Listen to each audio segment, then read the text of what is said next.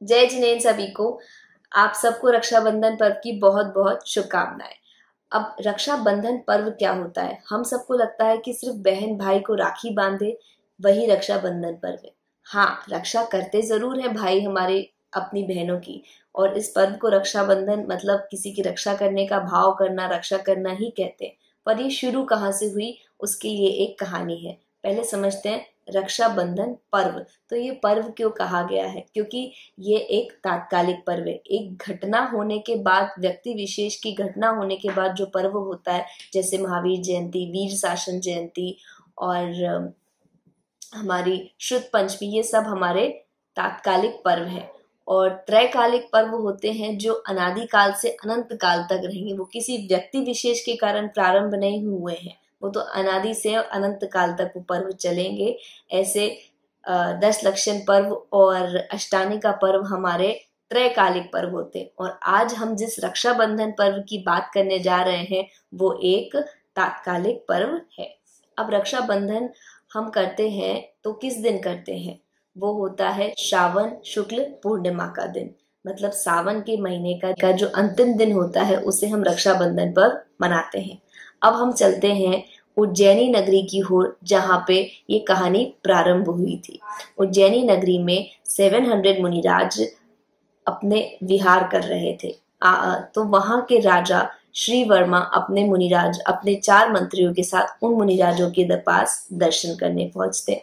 पर उस समय वो जो मुनिराजों के संघ के नायक थे, जो आचार्य थे, वो 700 मुनिराजों के जो हेड थे वो अकंपनाचार्य मुनिराज थे। उन अकंपनाचार्य मुनिराज को ऐसा ध्यान में आया कि शायद कोई बाधा या विघ्न आ सकती है। तो उन्होंने अपने संघ के सभी मुनिराजों को बोला कि आप सब मौन धारण कर लीजिए। तो उन सब ने मौन धारण कर लिया।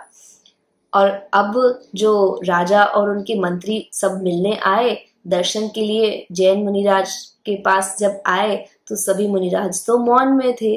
तो वो मंत्री आदि जो 4 मंत्री थे, बलि, बृहस्पति, नमुची और प्रहलाद, ये चारों मंत्री बोलने लगे, अरे ये तो मौन है, मतलब मौन मूर्ख का लक्षण होता है, तो ये सब तो मूर्ख है।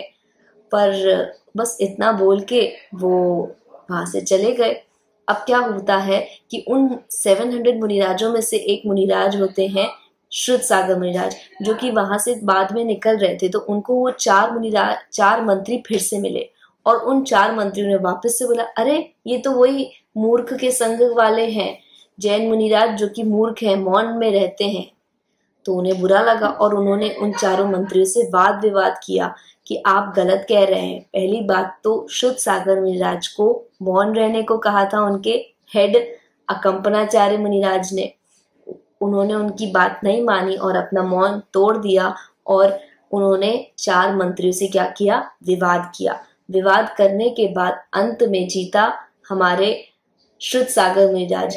पर अपनी हार को देखकर वो चारों मंत्री और क्रोधित हो गए कि हमारे को इन्होंने हरा दिया।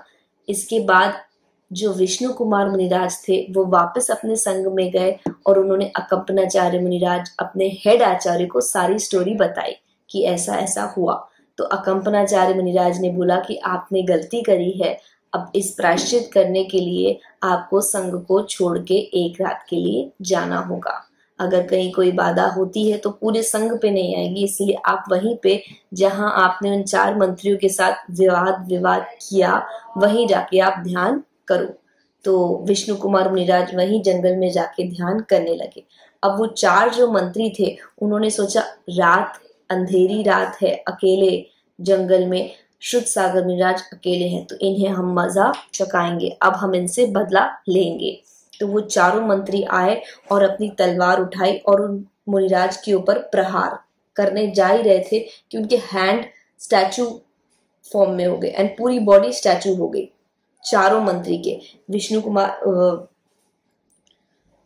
शुद्ध सागर मुनिराज ऐसे ध्यान में लगे हुए थे और चारों मंत्री उनको मारने जा रहे हैं और चारों मंत्री वहीं स्टैचू। अब जब वहां से लोग निकलते तो लोग देखते, हो हमारे मुनिराज के ऊपर उपसर्ग करने वाले 4 मंत्री, राजा के 4 मंत्री कैसा गलत कार्य कर रहे हैं। जब ये बात राजा को पता चली तो राजा ने उन चारों मंत्रियों को उज्जैनी नगरी से निकाल दिया। अब बहुत समय बाद वो चारों मंत्री हस्तिनापुर जाके पहुंच गए और वहां पे कार्य करने लगे। वहां के राजा पद्मराय उनके कार्य करने के तरीके से बहुत प्रसन्न हुए और उन्होंने बोला कि आप जो बोलोगे वो हम आपको देंगे। तो चारों मंत्री बोले, महाराज हमें अभी कुछ नहीं चाहिए, हे राजन जब हमें कुछ लगेगा तब हम आपसे मांग लेंगे, अभी राजा हमें कुछ नहीं चाहिए।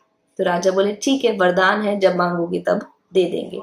अब उन्हें पता जैसे ही चला राजा मंत्रियों को, चारों मंत्रियों को, कि इस हस्तिनापुर में वही 700 मुनिराज पुनः आए हैं, तो इन्होंने उन राजा के पास जाके बोला कि आपने हमें वरदान दिया था तो आज हमारी विश पूरी कर दीजिए और हमें 7 दिन के लिए ये हस्तिनापुर में राज्य करने को दीजिए। फिर उन्होंने बोला कि यार आपको 7 डेज के लिए चाहिए, ठीक है मैं दे देता हूँ ये राज्य आपको। उन्हें विकल्प भी हुआ कि राज्य कौन मांगता है, पर सिर्फ 7 दिन की बात थी और देना तो था ही, विश पूरी करनी थी, वरदान था। तो पद्मराय ने हाँ कर दिया। तो अब हस्तिनापुर के राजा वो 4 मंत्री बन गए।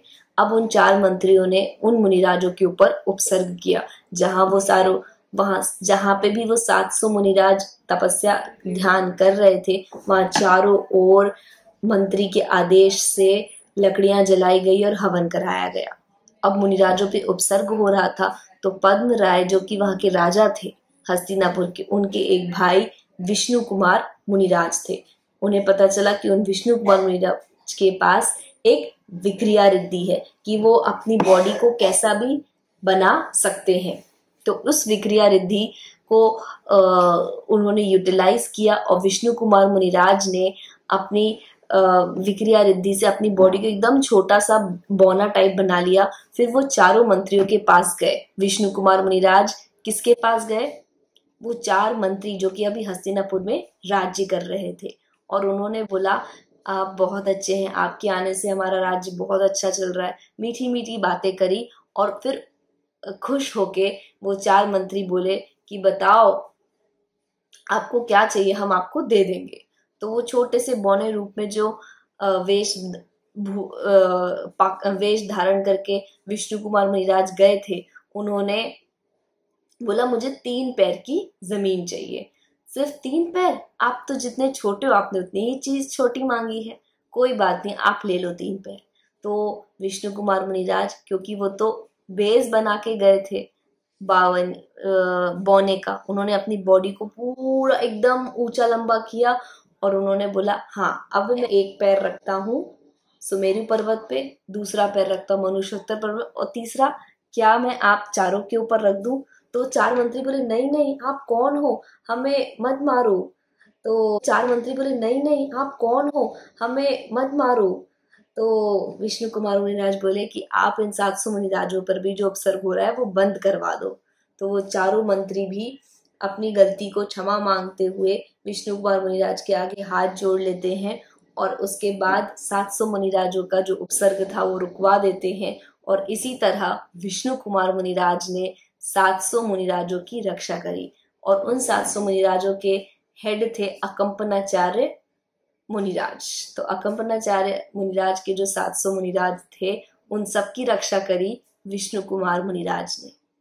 अब इस कहानी से हमें ये शिक्षा मिलती है कि इसी दिन को फिर श्रावण शुक्ल पूर्णिमा के दिन को रक्षाबंधन पर्व से मनाया जाता है। और तब से हमें ये प्रण लेना चाहिए कि हम जैन धर्म के जितने भी साधर्मी हो या हम आपस में एक दूसरे की रक्षा करें। जैन धर्म के जितने भी साधर्मी हो या मंदिर पे कोई बाधा आ जाए या हमारे कोई जैन साधर्मी है उनके पास कोई तकलीफ हो तो हम वहां पे उनकी सहायता जरूर करें। इस अनुसार रक्षाबंधन पर्व को आप सब मनाएं और सिर्फ बहन ही भाई की रक्षा नहीं करें, हम भी अपने धर्म के अपने साधर्मियों की रक्षा करें, ऐसा प्रण लें। हम आप सबसे चाहते हैं अगर आपको ये वीडियो अच्छी लगी हो तो आप जरूर लाइक करें, सब्सक्राइब करें और शेयर करें, जिससे ये जो विष्णु कुमार मुनिराज की रक्षाबंधन की जो कहानी मैंने आप लोगों को बताई है वो आप बाकी लोगों तक भी शेयर कर सकते हैं। जय जिनेंद्र।